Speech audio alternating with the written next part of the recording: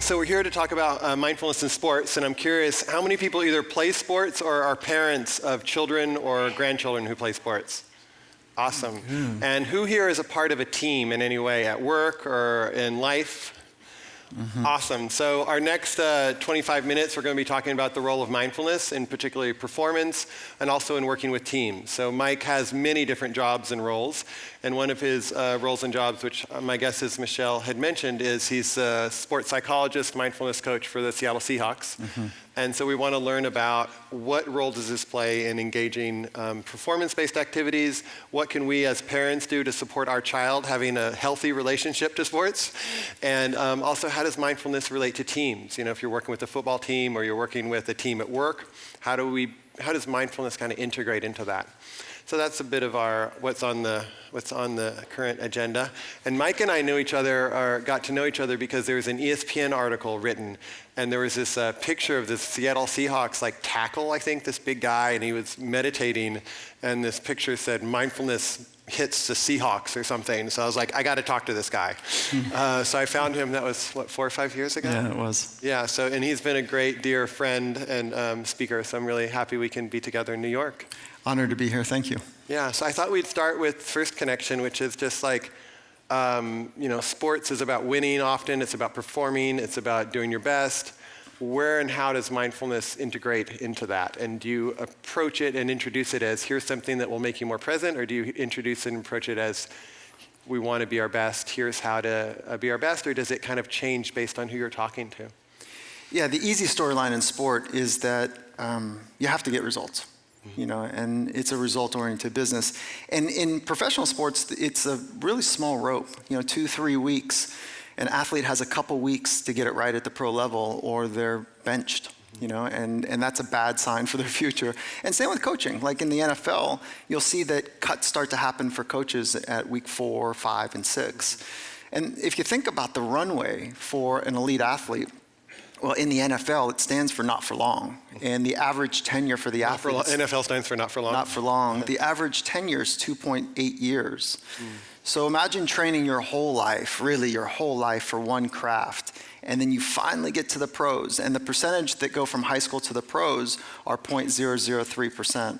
So it's really a small margin. And it's not lost on any of us that those that make it for that average 2.8 years, that 87% are broke within 2 years of leaving the league.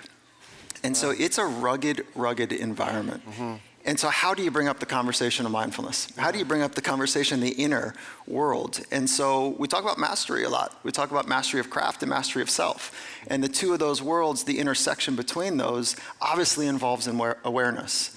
And so we start with this is how we introduce it. And if you imagine a high-performance model, and so you've got the human in the middle, right? In this case, an athlete. But it doesn't have to, this conversation is not just about athletics. The reason I was attracted to athletics is that it's really concrete, and you get to see input and output in the relationship between the two in a very time-sensitive way. And so if you put the human in the middle of a high-performance model, and then you would say, okay, what are all the factors or sub-factors that influence high performance for that person?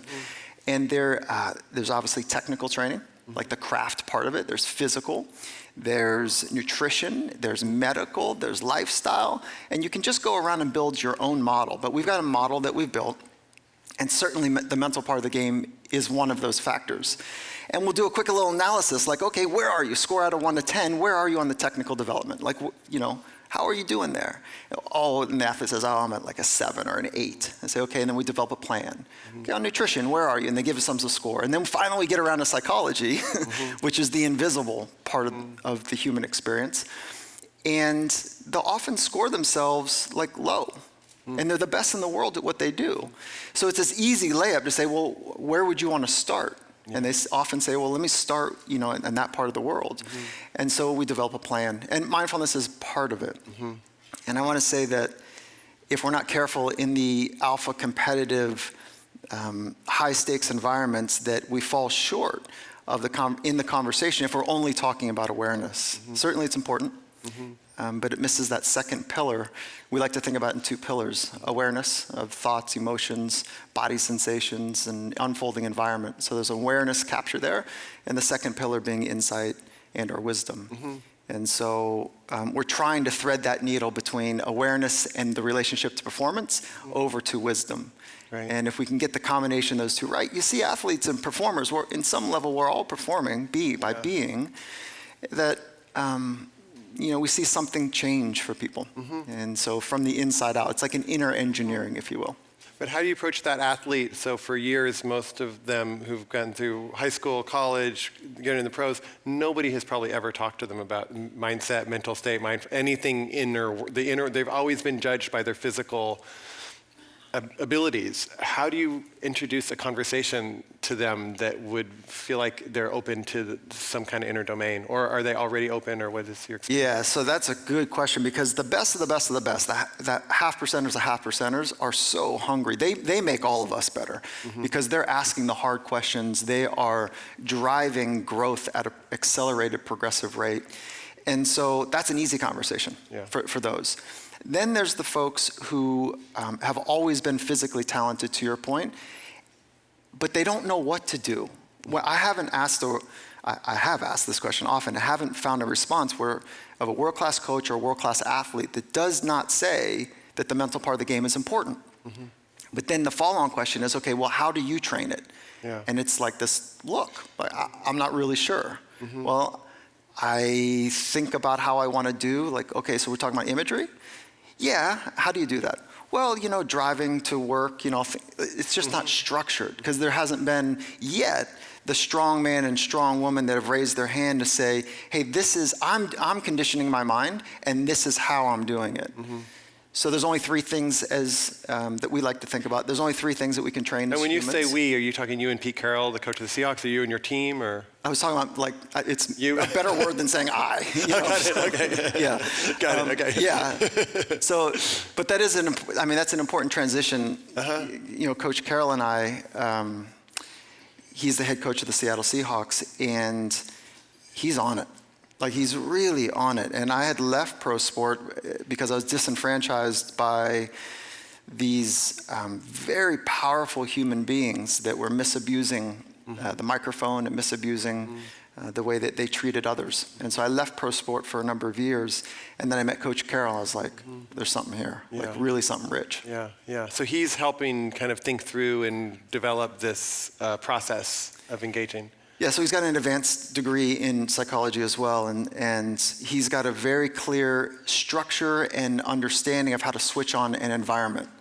So if you were to walk into the environment of the Seattle Seahawks, there wouldn't be a sign that says we do mindfulness, but the entire culture is switched on towards one aim, which is helping people find their very best. And you can't do that without looking within. Like, I don't know another way. Like, I don't know another way, and neither does he. And I imagine most people here, like, yeah, of course, you've got to look within to understand what's supporting you to be your best, and then what's getting in the way of you being your best, and what's the relationship between the two that allows one to authentically express themselves in the most rugged of environments. And for most people, we don't play professional football, but we all deal with high stress. We all have inner hostility, not just with ourselves, but in environments that feel like it's too big. So pressure is this thought, this feeling that's both together of time is constricting and space is constricting, and I feel like I'm tightened. I have to do or think faster than I'm capable of doing and thinking. And I think that most of us, if we want to be extraordinary, we run to those environments. We want to figure out, do we have what it takes? And so how do you introduce that conversation? It's easy, really, because people that want to explore their very best, they are hungry for it. They just don't know exactly how to be cool at the same time. And so that's that vulnerability part of the conversation too. Yeah, and I'm wondering, from your work with people, it feels like there's a lot of sports that can be played with kind of external only goals in mind, right? I'm going to beat this team, we're going to get first place. And I'm wondering, for all the people out there who are parents, grandparents, they've got kids that they're playing, how do they support or encourage that kind of intrinsic, like, I want to be my best versus I want to beat so-and-so? Because it feels like that's more of like the inner mastery versus just an external accomplishment. And I'm wondering how we can support that in our children, that kind of love of the game, versus I think so many kids quit sports, right? Because their coach is super hyper, or there's a feeling of just it's not fun anymore. And I'm curious, like as parents, grandparents, how do we kind of support that kind of like mindset that has the child fascinated to learn, you know, and kind of like the growth mindset or other spaces? Yeah, it's a good question because it's intellectually, I think most people say the right things to themselves and to other people that, I want to help my child, you know, love the game or figure out what makes him or you know, and then we find ourselves on the sidelines like, why is my kid falling behind? You know, and I think that intellectually it's an easy conversation to have, but the answer is not so easy. It's not so simple, which is really reorientating oneself, the parent, in a position of wanting to play the long game. Yeah. And the reason kids leave sport is because of the car ride home. And it's that car ride home that is so hostile for kids, you know, and they know that when they go to play the game or play practice, they know that if they don't do just right, that the car ride home is going to be silent or brutal, and we're smart. You know, most people are clever and smart, and we ask questions that set up our kids. Like, so what'd you think about, you know, that one shot you took on goal? Yeah. And the kid's like dying in the background, you know, and so it's our relationship with ourself first that gets projected onto our kids, obviously, and then, you know, that relationship with our kids, really wanting to play the long game. And maybe I could introduce the value, two things maybe. Sure. One is if you knew what I knew about what it takes and the destruction that happens on the path of high performance. Not mastery, but high performance. If you knew what I knew about what happens to so many people, either at that stage or didn't make it to the stage, you wouldn't be pushing your child. You absolutely would not do it. And so maybe there's some borrowed belief that you can feel some of that pain and go, okay, what am I doing? Yeah. And then the second part is introducing the concept beyond high performance, but into mastery, which is what does it really take to master craft and self? What would that look like if I'm fostering that for my child? And certainly compassion and vulnerability and strength and nimbleness and courage, all of that is part of it. You know, it's not just being strong or great at something, but it's the inner journey to be able to be authentic and bend and be oneself in hostile and stressful and rugged environments. Takes just a really long time. Yeah. You know, and so there's another stat about baseball, which is, you know what happens when somebody's really good at a young age in baseball? They're really good at a young age at baseball. It doesn't translate into the pros. So the percentage of, in the World Series, the Junior World Series of athletes, the translation is not what you would think into the pros. Yeah. So those that are really good at a young age, that's what it means, that they're really good. So at that age. I think Giselle's husband, who was here, was like the last pick in the NFL, and now, So people shine at different times. Well, or is it because that they have so much pressure when they're younger? Well, there's a couple things that takes place. One is it takes a long time to get really skilled, really artistic at something, and it's the nuances in between the spaces that masters of craft are looking to better understand.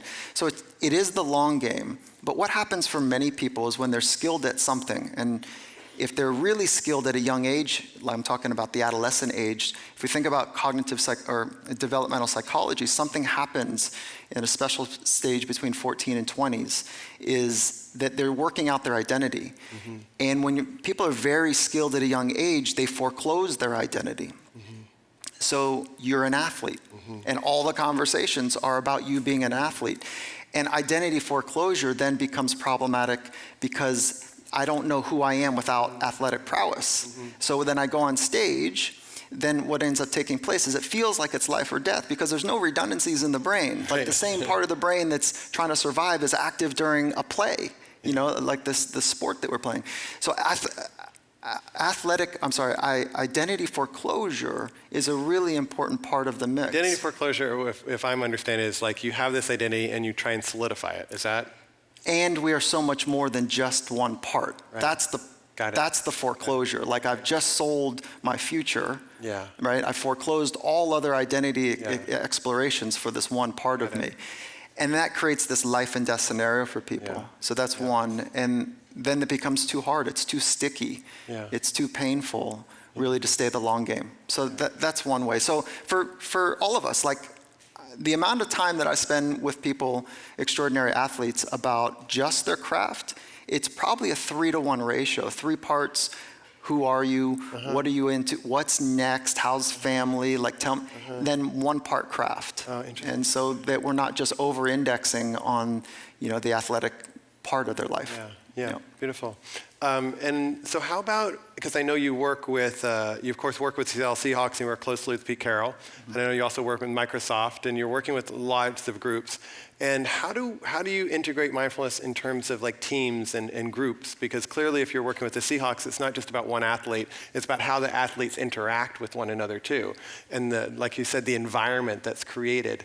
And I'm sure many of us work in companies or businesses, and we're interested in like, what does that mean to try and support a more cohesive, well-functioning unit? And I'm curious what you've learned from your years of sports that might integrate, and business as well, that might integrate. Okay, so it's a thoughtful question, because to our earlier point that we have to win. And the Seattle Seahawks only talks about winning. As one example, do we have any Seahawk fans here? Oh, we do. You brave souls here on the East Coast. We love it. Yeah. And so what ends up happening is that we only talk about it once, and it's at the beginning of the year. Coach Carroll does it as almost a throwaway comment. So it's 3 weeks of investing in the interior, the process, the interior, the process, the interior. And I'm talking about how to develop confidence, how to develop a sense of calmness, what deep focus means, what it looks like, how do you train it, what is imagery, what is resilience, how do you develop it? Why are we going to invest in optimism? We believe optimism is at the center of mental toughness, to be flexible enough and strong enough to stay the course. And so we're training those mental skills and capabilities. And at the end of those 3 weeks, it's almost a throwaway. And he says, man, if we can do that, we just might win the Super Bowl. And that's it. That's the last time we talk about winning. Everything else is about helping each person in the organization find their very best. And that just think about that for a minute, like helping somebody else find their very best and be committed to that path. And then that's 1-on-1, then 1-on-3, and then 3-on-3, and then you end up having this pebble in a pond ripple effect that takes place. And that's the culture that we're working to build. And is that each player would not just think of how they perform well, but how they also support the unit to play well? Yeah, so what's the luxury of sport is that with mistakes, oftentimes it's not a life or limb, experience. So mistakes are going to happen, so that what we're trying to do is say, we're going to help you find your very best, and then you help other people find their very best, whether it's people at home or it's people that you're working with together. So it's that act of looking for what's extraordinary people, amplifying that, doing it collectively, that creates a very special, process. And the reason I bring up mistakes is because we're all going to make mistakes. And so there's a very crisp line that you'll hear often if you're inside the walls of the Seattle Seahawks, which is you're going to screw it up. You're going to make a mistake. That's why he's next to you, because he's going to pick you up. He's going to help you out. He's going to dust you off. So creating that environment is challenging. And I'll share a story with you, is that we just won our Super Bowl. And it was this wonderful celebration in the back. And I had 1 foot in, 1 foot out about believing, could Coach Carroll be this positive all the time? It was early in our relationship. And he's extraordinarily positive. And he brings everybody up at the end of the Super Bowl and in the locker room. And he says, now we have what everyone wants. And I thought, oh no. This is like, no. Like, we have a trophy, we have a ring, like what? And I was heartbroken when I heard it. Yeah. And he paused and he said, the knowing of what it takes for us to be our best. I thought, oh, there it is. Like that's at the center of the essence of the culture, to try to build that. And it's hard. It's really hard. 22 alpha coaches, 63 alpha males, as athletes. It's really challenging. So. Yeah.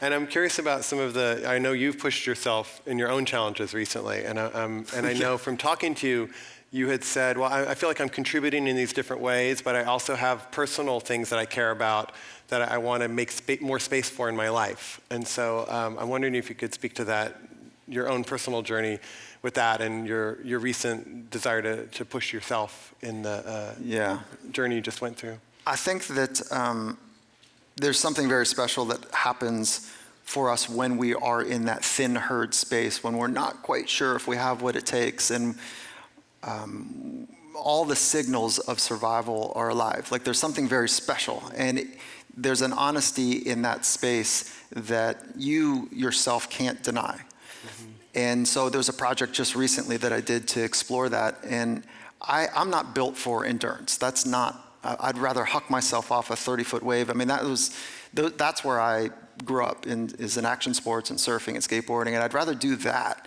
than do something of a distance. And so I've been doing these intense types of events for a long part of my life. And then I said, okay, I want to travel this route that Native Americans went from Catalina Island off of the coast of California to Redondo Beach. And it's about 26 miles, about that.